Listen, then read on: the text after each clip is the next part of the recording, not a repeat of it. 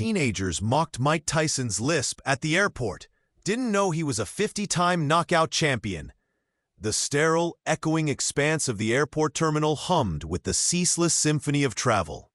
The distant rumble of jet engines, the disembodied voices of gate announcements, and the constant murmur of thousands of hurried conversations. Amidst the bustling crowd, a lone figure moved with a quiet, almost unassuming presence. He wore a simple tracksuit, a baseball cap pulled low, and carried a small duffel bag slung over his shoulder. His powerful frame, though somewhat softened by age, still radiated an undeniable strength, a latent power that seemed to vibrate just beneath the surface. He walked with a deliberate, unhurried pace, his gaze fixed straight ahead, navigating the labyrinthine corridors towards his gate. The scent of stale coffee and recycled air hung heavy, a familiar backdrop to the transient lives passing through. As he approached a row of brightly colored plastic seats near a departure gate, a group of 4 teenagers, all clad in trendy streetwear and engrossed in their phones, suddenly erupted in loud laughter. They were oblivious to the quiet man passing by, too absorbed in their own world of youthful arrogance. One of them, a lanky boy with bleached hair and a sneering grin, was mimicking someone, exaggerating a lisp with theatrical gestures. And then he goes, "I'm gonna smash your face," the boy mimicked, his voice high-pitched and mocking, drawing more laughter from his friends. Like, who even talks like that anymore? So pathetic. His friends snickered, nudging each other, their eyes still glued to their screens, occasionally glancing up to egg him on. The man in the tracksuit paused, his head turning almost imperceptibly towards the group.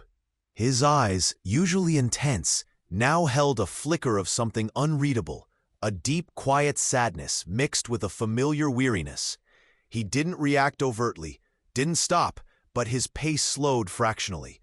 The teenagers, still laughing, didn't notice his momentary pause.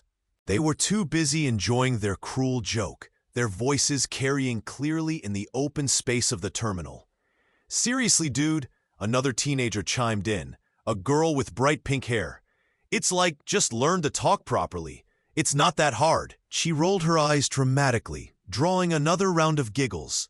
The man continued to walk, his shoulders seeming to slump just a fraction, the weight of their casual cruelty settling upon him. He reached his gate, found an empty seat a little distance away from the boisterous group, and settled down, pulling out a book. He tried to immerse himself in its pages, but the teenagers' loud chatter and continued mockery drifted over to him. The lanky boy, still on a roll, began another exaggerated imitation. "I'm the baddest man on the planet," he declared, puffing out his chest and making a comical fist, his lisp heavily emphasized. His friends howled with laughter, slapping their knees. "Oh my God, he sounds like a cartoon villain!" The pink-haired girl shrieked. "Imagine trying to be tough with a lisp like that." The words, sharp and dismissive, cut through the ambient noise, piercing the quiet dignity of the man trying to read. Other passengers in the vicinity began to notice the teenager's behavior. A few older couples exchanged disapproving glances. Some parents pulled their children closer, trying to shield them from the crude display. A flight attendant, walking by, paused, her brow furrowed, but ultimately decided against intervening, perhaps fearing a confrontation with the unruly youths. The air, already thick with the scent of jet fuel and hurried travel, now carried the unpleasant tang of youthful insolence. The man in the tracksuit, Mike Tyson, kept his head down, his gaze fixed on his book, but his jaw was clenched, a muscle twitching almost imperceptibly. He took a deep, slow breath, a silent effort to maintain his composure, to let the words wash over him. The lanky boy, now thoroughly enjoying his performance, stood up and began to shadowbox, still mimicking the lisp. "Come on, put up your dukes. I'm gonna eat your children," he shouted, drawing more raucous laughter. "He probably can't even hit anything with that mouth," the pink-haired girl added, her voice dripping with disdain. The mockery was relentless, A barrage of casual cruelty aimed at an unseen, unknown target, but its impact was keenly felt by the man who sat quietly, enduring it. The young busboy, a shy kid named Marco, who was wiping down seats nearby, paused, his rag forgotten in his hand. He looked from the mocking teenagers to the quiet, powerful figure, a sense of unease growing in his stomach.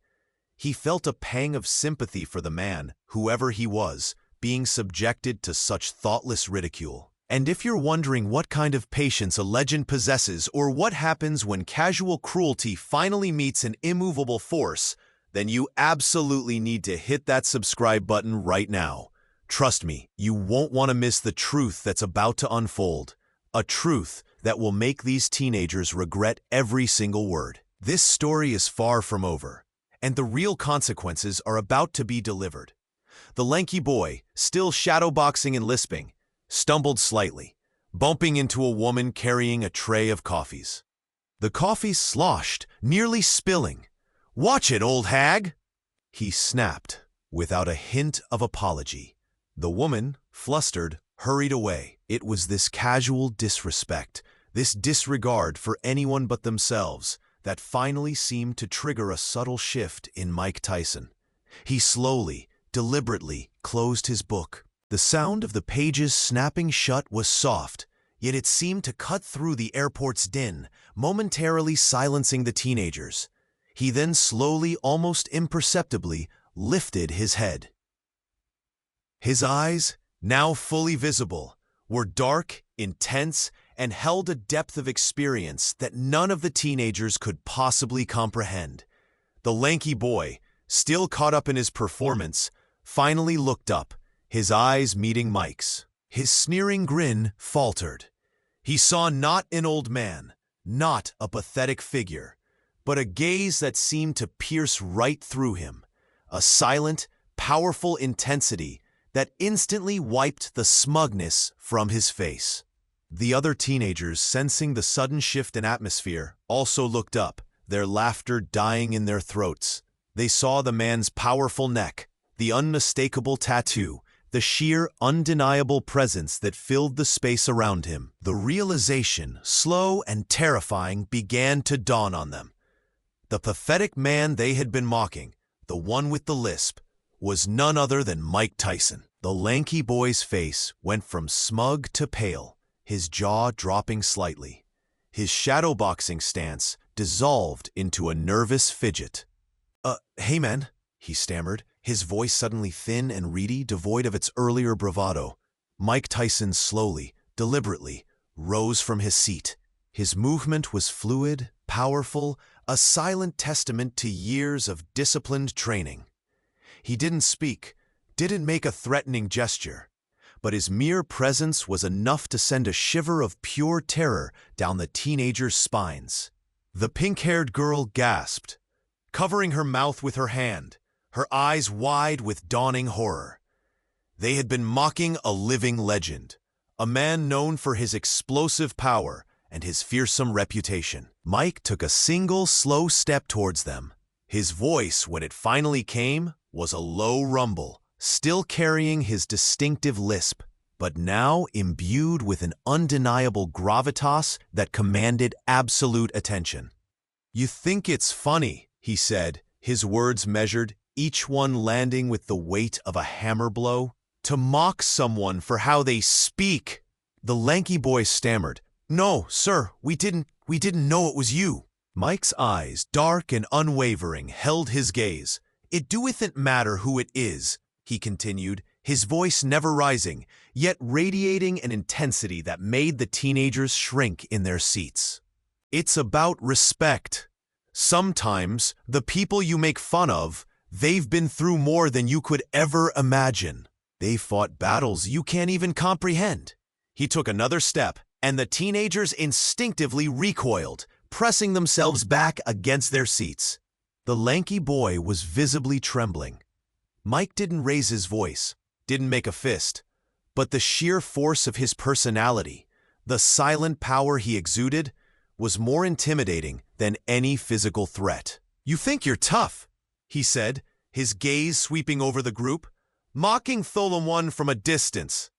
But real toughness is about how you carry yourself, how you treat others, even when you think no one is watching. He then paused, allowing his words to sink in, the silence in the terminal now heavy with their shame.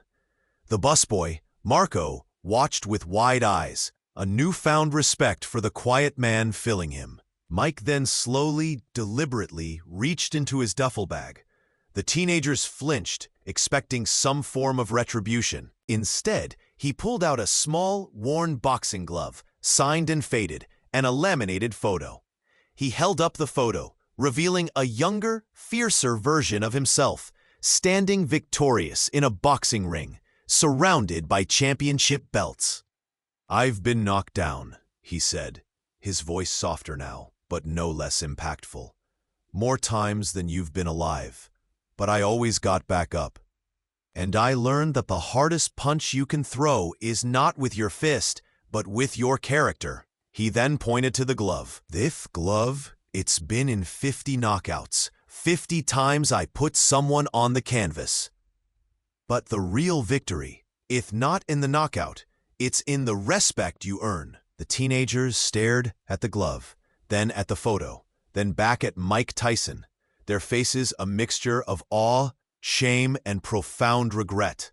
The lanky boy, his voice barely a whisper, finally managed to speak. "Mr. Tyson," he stammered, I am so sorry. We were being idiots. We had no idea. We were completely out of line." The pink-haired girl, her eyes welling up, added, "We're really truly sorry. We didn't mean to disrespect you or anyone."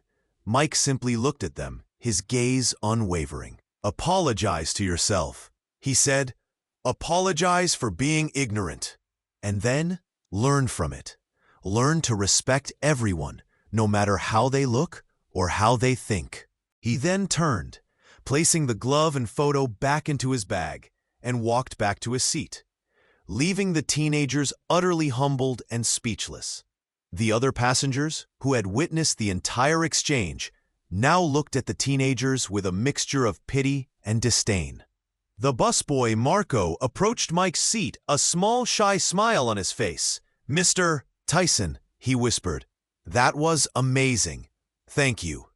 Mike offered him a rare, gentle smile, a silent acknowledgement.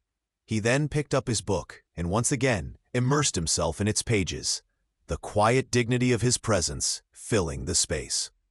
The teenagers, chastened and silent, slowly gathered their belongings, their earlier boisterousness replaced by a profound, uncomfortable quiet.